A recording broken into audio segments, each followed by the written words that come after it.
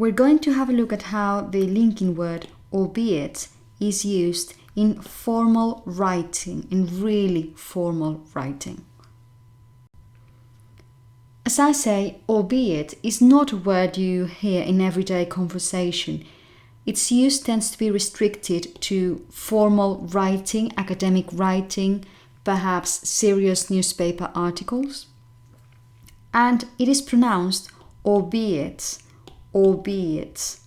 The stress falls on the middle syllable, and you pronounce it, if it's going to help you to remember it, as if you had these three words, albeit, albeit.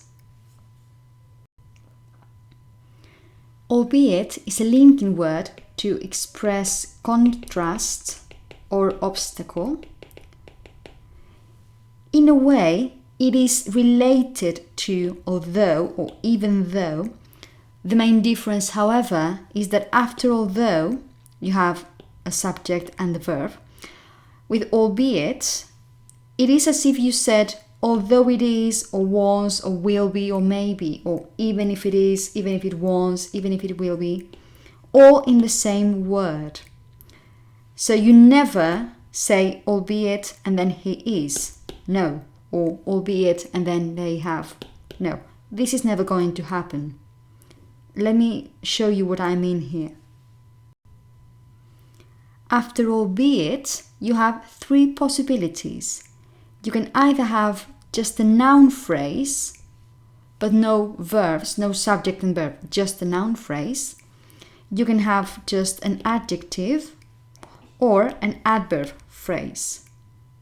But never do you get a clause with subject and verb after albeit. So for example, if you have albeit and a noun phrase, you could say, a computer is just a tool, albeit an incredibly powerful tool. It's the same as if you said, a computer is just a tool, although it is an incredible powerful tool. So instead of saying, although it is, you say, albeit an incredible powerful tool.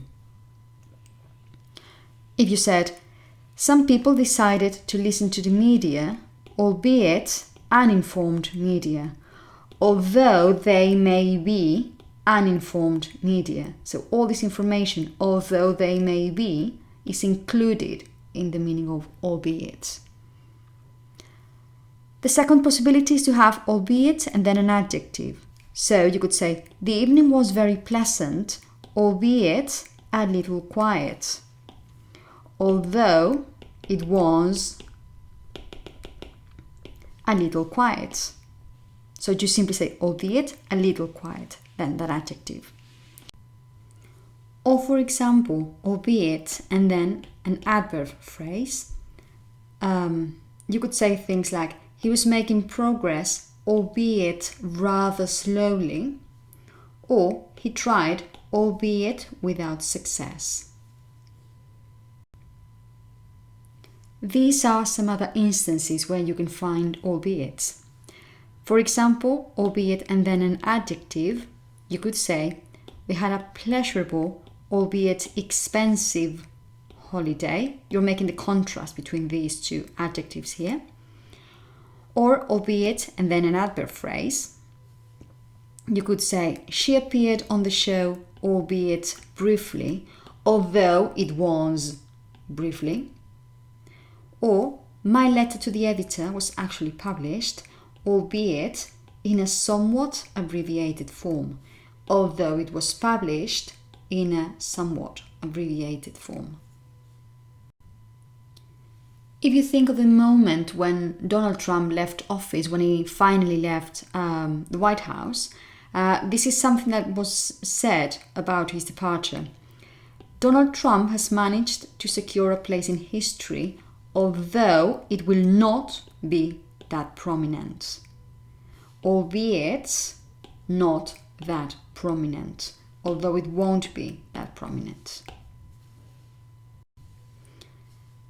And these are examples taken from British newspapers. For example, these two sentences have to do with the pandemic and different lockdowns. First one says, Once more, England entered a second lockdown, albeit somewhat less restrictive than the one in spring, with schools remaining open. That is, although this lockdown is somewhat less restrictive. But you don't say it is. You simply say albeit less restrictive. For example, the second sentence, in the US, stock markets have fallen, albeit not quite as heavily as in Europe, blah, blah, and the rest. Okay, so instead of saying, although it is not quite as heavily as in Europe, so you say, albeit not quite as heavily. Or the sentence which deals with Brexit, with the final Brexit moment. Spain's foreign minister said she expected border controls, albeit lightly applied, although they will be lightly applied, to be required for the next 6 months.